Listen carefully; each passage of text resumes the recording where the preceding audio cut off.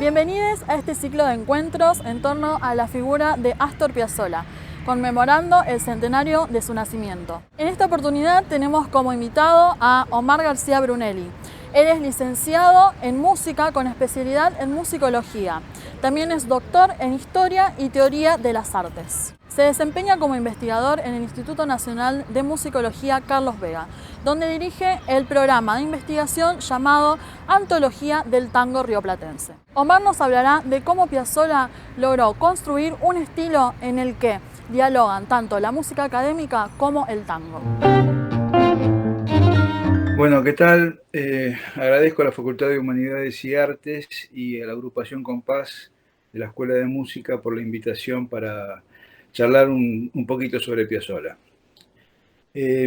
Hace muchos años que estudio la música de Piazzolla y mis estudios han culminado, digamos, el año pasado con la defensa de una tesis que actualmente está siendo editada como libro. Mi trabajo sobre Piazzolla es simultáneo y paralelo a un estudio sistemático sobre el tango que llevo a cabo en el Instituto Nacional de Musicología Carlos Vega, donde estoy radicado desde 2011, pero con el que estuve vinculado para lo mismo entre 1989 y principios de los 90 y luego a principios de los años 2000. Fundamentalmente lo que yo he encontrado trabajando sobre Piazzolla es una visión que creo que previamente no se tenía de él, que es completa y que abarca tanto su producción académica como popular. Estudié a Piazzolla como compositor y al estudiarlo como compositor entendí que él fue primero un compositor académico y después fue un compositor popular, aunque siempre estuvo vinculado al tango como medio de vida. Empieza a trabajar con Troilo, simultáneamente empieza a estudiar con Ginastera y empieza a desarrollar una carrera con el tango que prácticamente no se interrumpió nunca. Pero simultáneamente él fue un compositor académico con una formación completa, con una producción bastante voluminosa. Y bueno, en conjunto, esa producción académica y esa producción popular, yo determiné que se podía dividir en tres etapas. En una primera etapa, Piazzolla es más un compositor académico que un compositor popular, y en esa primera etapa que llega hasta 1953, pongamos, compone 25 obras académicas que son de cámara, para instrumento solista, obras orquestales o para orquesta de cámara. Y en una segunda etapa se dedica más a la composición popular que a la académica, y ahí compone pocas cosas académicas, unas 4 obras. Y finalmente, en la última etapa, vuelve a tener una producción amplia en música académica, reduce su producción popular porque está trabajando mucho sobre su repertorio previo, y hay una cierta paridad. O sea que lo que he encontrado fue que hubo una especie de relación pendular entre los dos tipos de campos musicales entre los cuales él se desenvolvió. En el primero con más incidencia del académico, en el medio con más incidencia del popular, y finalmente una situación equilibrada. Su producción académica no estaba estudiada.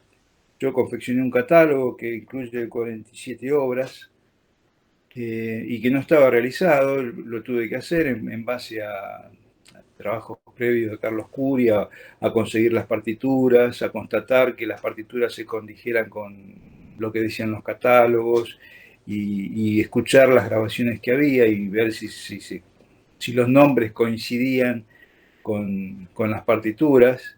Y también clarificar mucho el campo, en el sentido de que a Piazzolla se lo ha transcripto mucho su producción popular se la ha transcrito para orgánicos clásicos, académicos. Entonces, de pronto uno encuentra suites que parecería ser que son académicas, como por ejemplo una suite que escribió para el noneto, que era Preludio 9 y Fuga. Entonces uno ve Preludio y Fuga y dice, bueno, Preludio y Fuga para un trío académico. No piensa que es académica la obra. Pero no, es una obra compuesta para el campo popular, para el noneto del año 72, de 1972. Lo más importante al trabajar sobre la música académica de Piazzolla es que en la primera etapa él define su estética. ¿Cómo la define? Él parte de una estética neoclásica que absorbe de los estudios con Ginastera. Esa estética neoclásica es absolutamente abstracta. Uno lo escucha actualmente y puede escuchar Bartók, Debussy, o influencias propias de Ginastera. No escucha nada más. Es un compositor académico enrolado al neoclasicismo de esa época, que es una corriente moderna para el momento. Pero él enseguida empieza a introducir dentro de ese neoclasicismo abstracto algunos elementos, primero de la música criolla, supuestamente por influencia de Ginastera, seguramente por influencia de Ginastera, porque Ginastera en ese momento estaba transitando por su etapa llamada nacionalista. Pero son unos pocos ensayos. Él enseguida introduce el tango en la música académica. La primera obra es Tanguano, una obra para violín y piano, en la cual mezcla escalas octatónicas con escalas mayor-menor, acordes por cuartas y todo un ropaje modernista, y lo mezcla con ritmos y elementos melódicos del tango, con lo cual queda una obra académica, pero ya con introducción estructural dentro de la obra de elementos del tango.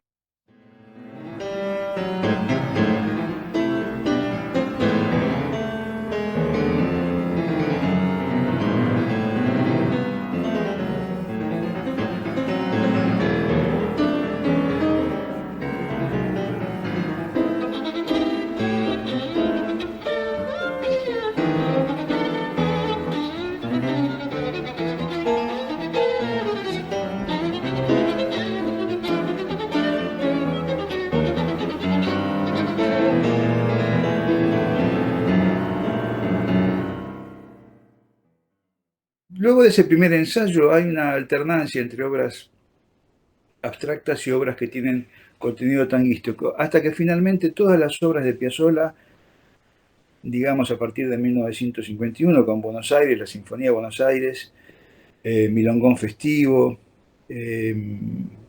Tango número 1 y número 2, bueno, hasta la Sinfonieta de 1953, son todas obras académicas que tienen dentro de su lenguaje elementos tanguísticos. O sea, no es una posición de orquestar tango, sino es una posición de componer música neoclásica e introducirle ciertos rasgos o elementos tanguísticos que entran a nivel estructural, ¿no? No es una cosa colorística, sino estructural. Bueno, termina este primer periodo académico, durante el cual además estuvo trabajando sistemáticamente como un músico de tango. Es decir, él fue músico de bandoneón de fila de Troilo, después empezó a arreglar para Troilo, después se separó de Troilo y organizó la orquesta que acompañó a Fiorentino, el cantor que era de Troilo. Después se quedó con esa orquesta y fue su propia orquesta. Después abandona la orquesta y se dedica solamente a ser arreglador de tango. Finalmente se va a estudiar con Nadia Boulanger en París, y ahí un poco redefine su perspectiva, lo que quiere hacer como compositor, y se vuelca nuevamente, o se vuelca por completo como compositor de la música popular, y empieza a ser un compositor de tango. Esa experiencia parisina con Boulanger y escuchar a músicos de jazz en París y reflexionar acerca de qué tipo de tango quería hacer, hacen que cuando vuelva organice el Octeto de Buenos Aires, que es el primer conjunto de tango moderno, revolucionario, a partir del cual él empieza a construir su lenguaje particular. Eso es en 1955. Luego de una breve pasada por Nueva York, que está en 1958 y 59, donde él trata de combinar el lenguaje jazzístico con el lenguaje del tango. A su regreso a Buenos Aires en 1960, empieza a construir el nuevo tango. Entonces tiene elementos de música académica, elementos de jazz, y elementos obviamente de tango, ¿no? Piazzolla a esa altura era un profundo conocedor de todos los géneros, de todos los estilos de tango.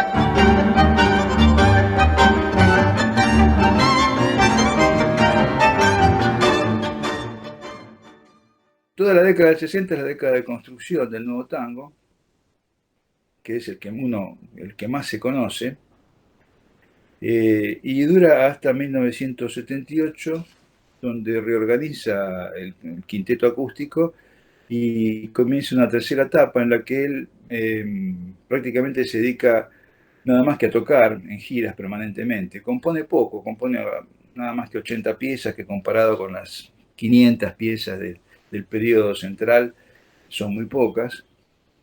Simultáneamente compone muchas obras de cámara o para instrumento solista, como las 5 piezas para guitarra, los 6 estudios tanguísticos para flauta sola, y toda la producción de música de concierto con bandoneón solista, que la escribe para él mismo, ¿no? Él la interpreta. Entonces, este tercer periodo es un periodo donde él se la pasa de gira y tocando y compone poco, o digamos, no tan poco, pero es una cifra relativamente menor con respecto a los periodos anteriores. Es una pena que a él le haya gustado tocar tanto, porque realmente él no podía vivir sin estar en el escenario tocando su música. Así que bueno, como tenía tanta demanda internacional en esta última etapa, nos hemos perdido un poco de que él compusiera más obras, pero bueno, han quedado en lo popular trabajos como La Camorra o la suite que escribió para tocar con el vibrafonista Gary Barton, que son cosas muy, muy avanzadas, muy, muy interesantes, muy renovadoras dentro de su propio estilo. Y en la música académica encontramos toda la producción para bandoneón solista y orquesta, y la producción de cámara que tanto se ha difundido, ¿no? Y que actualmente está muy presente en el repertorio internacional. Bueno, ese, digamos, es el planteo que yo he logrado estructurar con respecto a la obra de Piazzolla, y si bien seguramente algunos aspectos dejé de lado, porque si no el trabajo es no tiene fin, yo creo que he dejado una buena base como para que, primero, yo sigo investigando sobre el tema, porque me apasiona, y es una buena base para que otros interesados en el tango y la música de Piazzolla sigan adelante con esta investigación. La tesis que defendí el año pasado está siendo editada para su publicación como libro. El libro se va a llamar